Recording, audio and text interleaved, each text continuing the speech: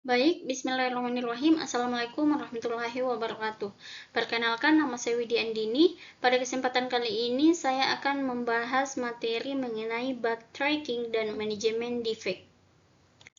Langsung saja, materi yang pertama ada perbedaan error, bug, defect, dan failure, di mana kita penting untuk memahami terminologi dasar agar komunikasi tim berjalan lancar. Yang pertama, ada error, yaitu kesalahan yang dilakukan manusia, misal kesalahan logika saat menulis kode. Yang kedua yaitu bug, yaitu kesalahan yang ditemukan di level pengembangan atau internal. Kemudian yang ketiga ada defect, yaitu ketidaksesuaian hasil sistem dengan persyaratan, yaitu sering digunakan bergantian dengan bug. Dan yang terakhir ada failure, yaitu ketidakmampuan sistem menjalankan fungsinya saat di tangan pengguna. Materi yang kedua yaitu mengapa bug tracking itu penting. Tanpa sistem pelacakan yang baik, tim akan menghadapi kendala. Yang pertama, bug yang terlupakan. Masalah kritis yang terlewat karena hanya dicatat secara informal, seperti lewat chat. Kemudian yang kedua, duplikasi kerja, yaitu dua pengembang memperbaiki masalah yang sama secara tidak sengaja. Yang ketiga, kurangnya akuntabilitas, yaitu tidak jelas siapa yang bertanggung jawab atas perbaikan tertentu. Dan yang terakhir, ada analisis data. Tanpa tracking, sulit untuk mengukur stabilitas perangkat lunak secara statistik. Materi yang ketiga ada siklus hidup defect life cycle, yaitu alur status sebuah bug dari ditemukan hingga selesai. Yang pertama new, bug baru ditemukan dan dilaporkan. Yang kedua assigned, yaitu bug diberikan kepada pengembang spesifik. Dan yang ketiga open in progress, yaitu pengembang sedang memperbaiki kode. Yang keempat ada fixed, yaitu perbaikan selesai dan siap diuji ulang oleh QA. Yang kelima ada retest, yaitu penguji memverifikasi apakah bug benar-benar hilang. Dan yang keenam ada closed, yaitu bug terverifikasi hilang dan selesai. Dan yang terakhir ada deferred, yaitu perbaikan ditunda ke versi rilis berikutnya. Materi yang keempat ada anatomi laporan bug yang baik.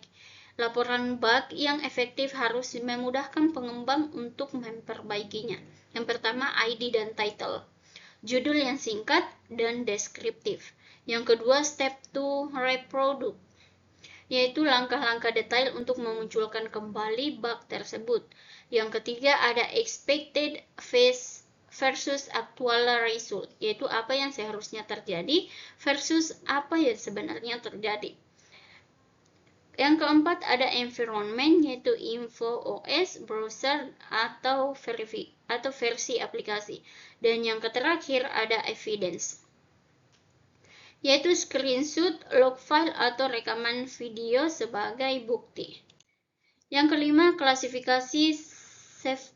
klasifikasi severity versus priority. Dua atribut utama untuk menentukan urutan kerja. Yang pertama, severity, tingkat keparahan, mengukur dampak teknis pada sistem, misal memblokir jika aplikasi tidak bisa dibuka. Sedangkan priority atau prioritas yaitu untuk mengukur urgensi bisnis, seberapa cepat harus diperbaiki. Contoh, logo perusahaan yang telah salah di halaman utama memiliki severity rendah, tidak merusak fungsi, tapi priority tinggi karena memengaruhi brand. Yang keenam, tools populer untuk bug tracking. Beberapa alat yang paling banyak digunakan di industri. Yang pertama Jira, yaitu standar industri untuk manajemen proyek agile dan tracking bug secara komprehensif. Yang kedua ada Bugzilla, yaitu tool open source dari Mozilla yang sangat detail untuk pelacakan defect. Yang ketiga ada MantisBT, sederhana, berbasis web, dan sangat mudah digunakan untuk tim kecil. Dan yang terakhir ada GitHub Issues, yaitu terintegrasi langsung dengan Potion populer untuk proyek kolaboratif. Yang kesembilan ada best practice dalam manajemen defect. Jangan menyalahkan, fokus pada perbaikan sistem, bukan mencari siapa yang membuat bug. Verifikasi ulang. Selalu melakukan regression testing untuk memastikan perbaikan bug tidak merusak fitur lain. Hapus duplikasi.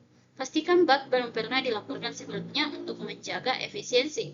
Dokumentasi. Gunakan data bug untuk melakukan root cause analisis agar kesalahan serupa tidak terulang di masa depan. Baik, mungkin itu saja materi yang sempat saya sampaikan. Saya akhiri dengan ucapan wassalamualaikum warahmatullahi wabarakatuh.